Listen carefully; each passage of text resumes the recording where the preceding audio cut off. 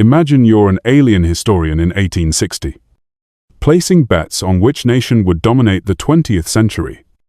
You'd laugh at anyone betting on America, a fractured agrarian backwater, in the middle of a civil war. Military, a joke compared to Prussia. Its soldiers still using muskets that hadn't changed in 200 years. Flash forward 85 years. 1945. America holds 50% of the world's GDP, 80% of its gold reserves, the biggest navy the world had ever seen, and the only nuclear weapons on Earth. The sound isn't muskets anymore. It's B-24 bombers rolling off Ford assembly lines every 63 minutes. It's the hum of factories that never sleep. It's the clink of gold bars stacking in underground vaults while Europe burns. Now, I know what you're thinking. This sounds like conspiracy theory. It's not. Everything I'm about to show you is documented policy, public record, explicitly stated strategy by American officials themselves. The Bretton Woods Agreement published. The Saudi Petrodollar deal declassified. The military-industrial complex Eisenhower warned about it on national television. This isn't hidden. It's just not talked about. Quick note before we dive in. This is educational content about history and economics, not financial advice. I'm not a licensed financial advisor. Always do your own research before making any investment decisions. This isn't the story of freedom and democracy. This is the story of the world's greatest cheat code. We're going to deconstruct the American empire. 10 strategic factors, geographic advantages, war profiteering, a rigged financial system, and Machiavellian chess moves that your history teacher never mentioned. Let's start with the foundation. The geographic cheat code that made everything else possible. Look at a map. 2 3,000-mile ocean moats on either side. No ground invasion possible. Ever. The Mississippi River Basin. 14,650 miles of navigable waterways. Water transport costs 1/10 of truck transport. You can ship goods from Minnesota to New Orleans for pennies on the dollar. The Midwest. The largest contiguous stretch of arable land on the planet. Plus coal, iron, oil, natural gas. Everything you need to build an industrial superpower. Sitting in your backyard. This is an empire in a box. America didn't need colonies. It didn't need to conquer distant lands for resources. Everything was already there. Meet Thomas, a German industrialist in 1890. His factory sits in the Ruhr Valley, 50 miles from the French border. This is the third time in his lifetime he's watched armies march past his windows. His son wants to expand production, build a new wing, hire more workers. Thomas shakes his head. Son, we can't invest. Next war. And there will be a next war. French artillery could destroy this factory in a single day. Why build something that might be rubble in 5 years? Meanwhile, across the ocean, an American farmer named Samuel in Iowa plants corn on land that hasn't seen a soldier in 30 years. He ships it down the Mississippi for pennies. And he sleeps every night knowing no army will ever march through his fields. Thomas spends his nights worrying about borders. Samuel spends his nights planning expansion. That's not luck. That's geography. By 1900, America had achieved something no other great power in history could claim: strategic depth. Endless food, endless fuel, unassailable borders, free transportation. While Europe was a knife fight in a phone booth, America sat in a fortress made of gold. But resources alone don't create domination. They needed a crisis. That crisis was about to arrive, and America was ready to profit from it. Before 1914, America was a debtor nation. Wall Street was the junior branch of London. British banks called the shots. American companies borrowed from European financiers. Then the guns started firing. U.S. exports, $2.4 billion in 1914. $5.7 billion by 1916. More than doubled in 2 years. DuPont produced 40% of all Allied gunpowder. Their stock rose 355%. Britain and France needed shells, needed rifles, needed trucks. They couldn't produce them fast enough, so they borrowed from J.P. Morgan. By 1918, Europe owed America $10 billion, and New York City had replaced London as the financial capital of the world. Picture James, a British procurement officer in 1916. He sits in J.P. Morgan's New York office. Mahogany desk. Cigar smoke. The ticking of a grandfather clock. Morgan slides another loan document across the table. James hesitates. Mr. Morgan, we've already borrowed £500 million. The Treasury is concerned. Morgan lights a cigar, leans back. Then what's another £200 million between friends?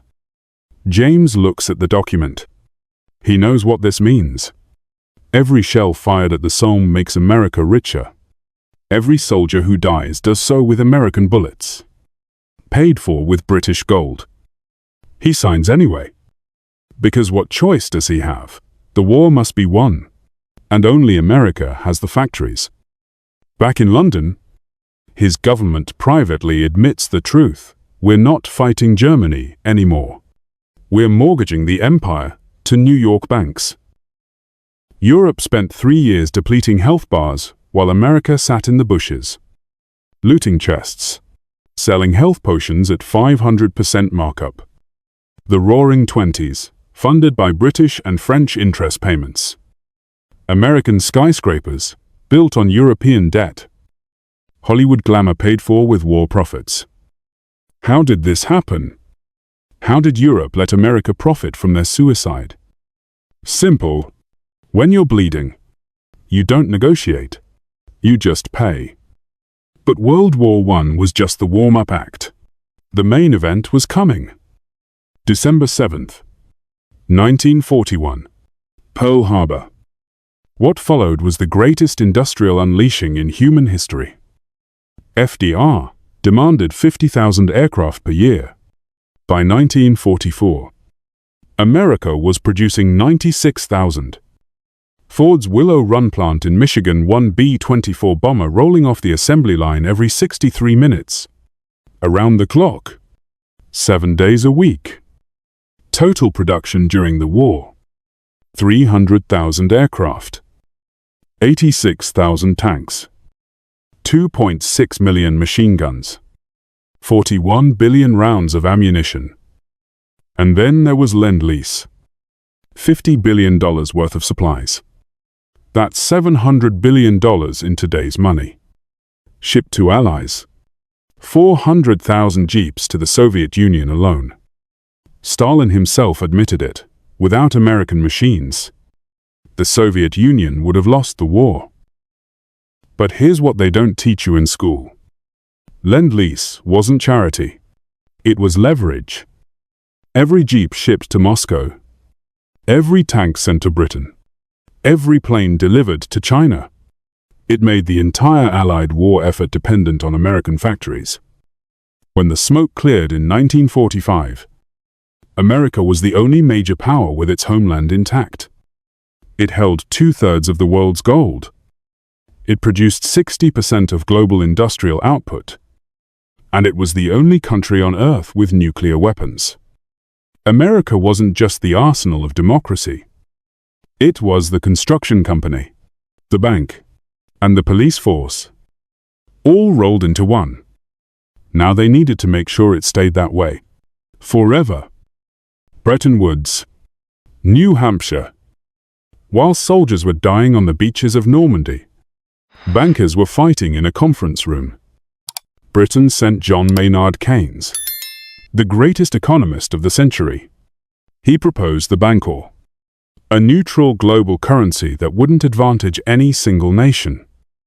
America sent Harry Dexter White, White's response, cute idea.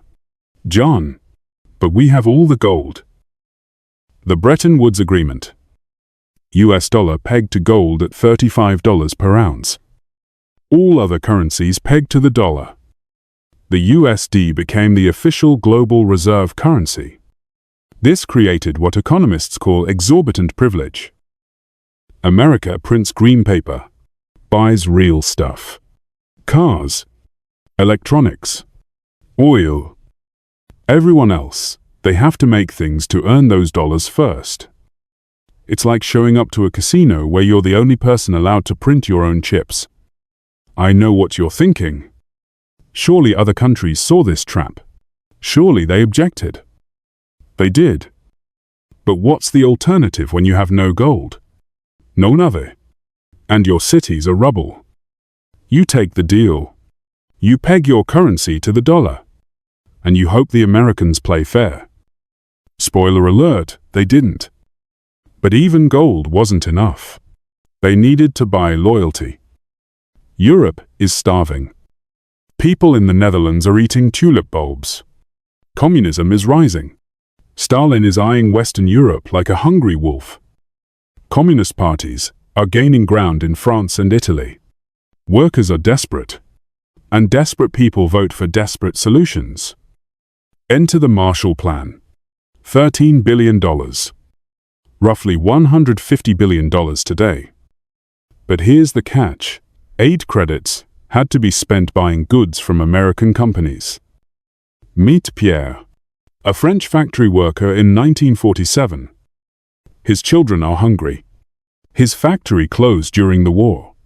He's voting communist next week. They're the only ones offering bread.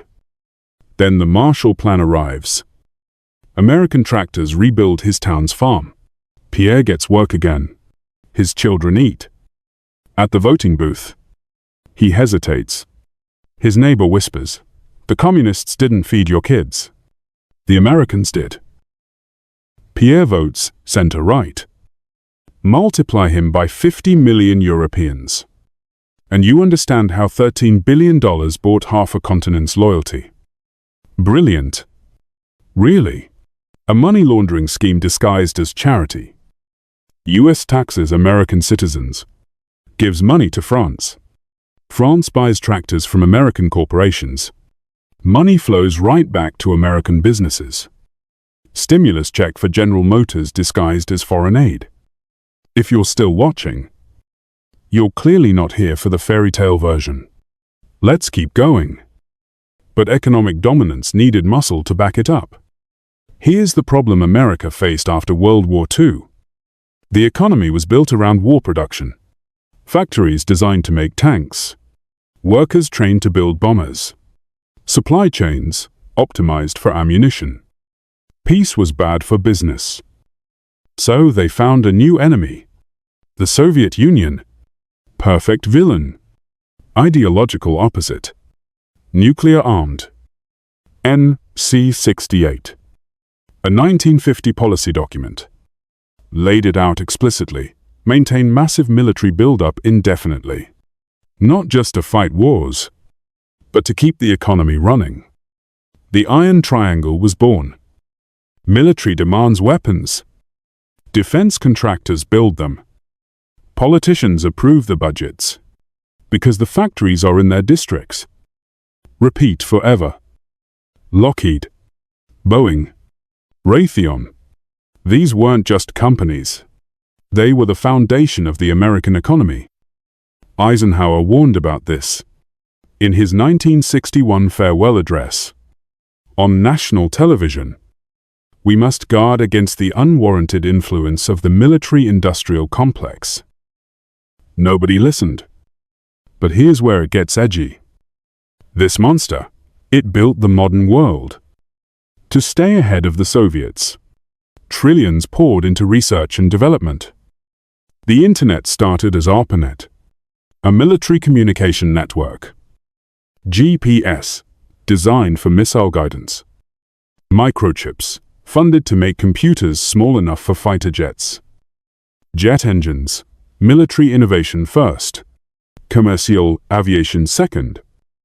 Silicon Valley didn't start with two guys in a garage. It started with massive Department of Defense contracts, Stanford researchers, Pentagon funding.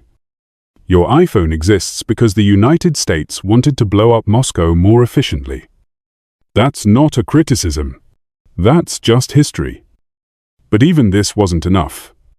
They needed to control the one thing every country on Earth needs. By 1971, the Bretton Woods system was cracking. France demanded gold for their dollars. Other countries followed. American gold reserves were draining. August 15, 1971. The Nixon shock. President Nixon cancelled dollar-gold convertibility. Just like that. The dollar was no longer backed by anything except faith. But faith alone doesn't pay for aircraft carriers. Treasury Secretary William Simon flies to Saudi Arabia with a proposal.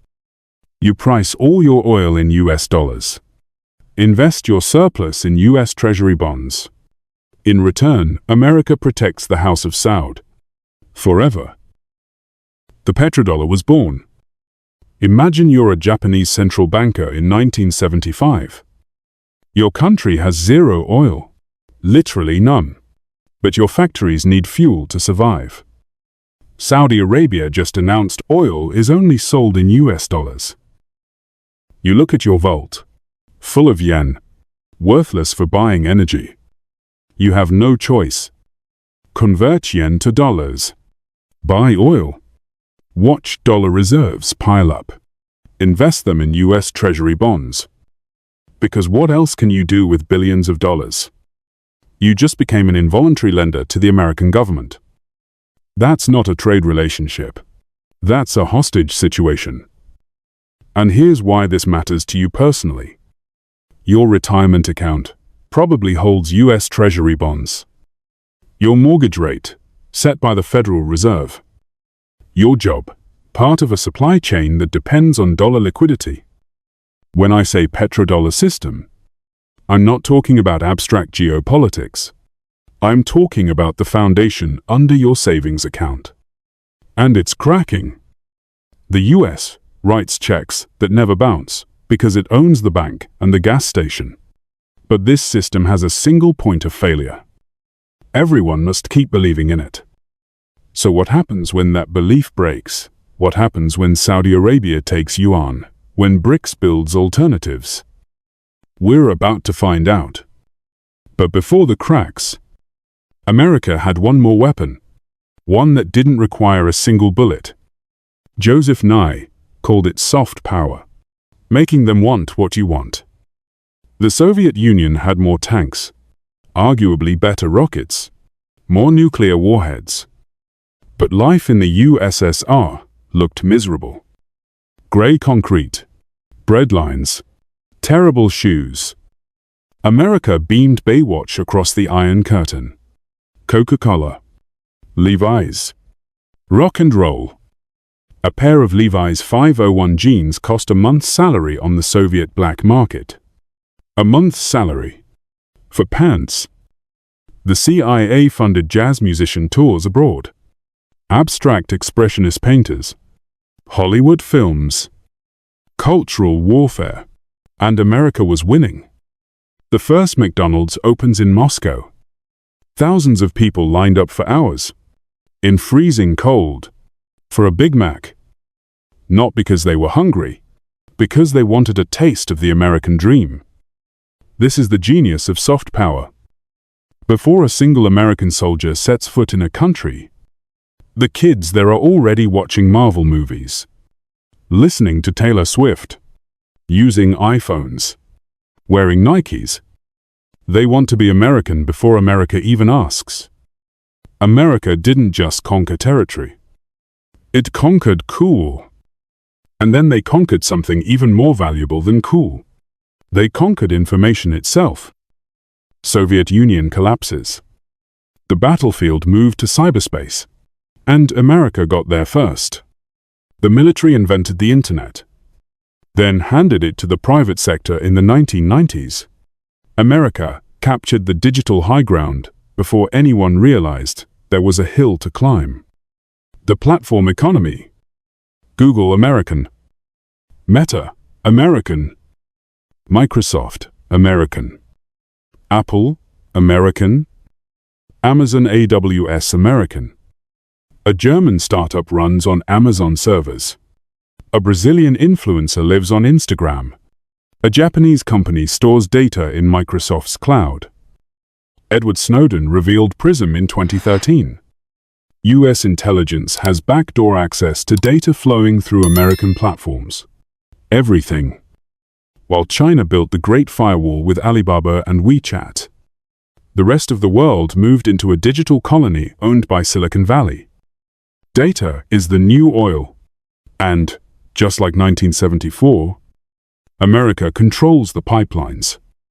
Let that sink in.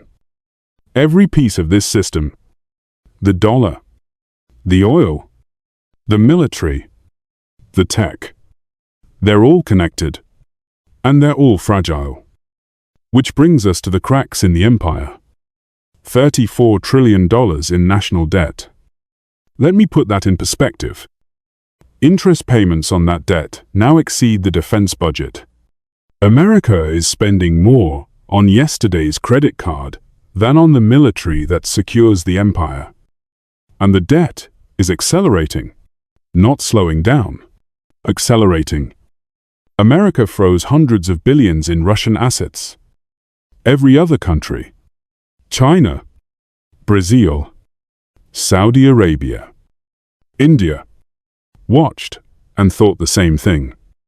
If Washington gets mad at us, they can delete our money. That single decision kickstarted de-dollarization faster than anything else could have.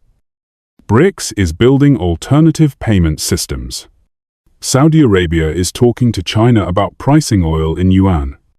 Central banks are stockpiling gold at the fastest rate since 1967.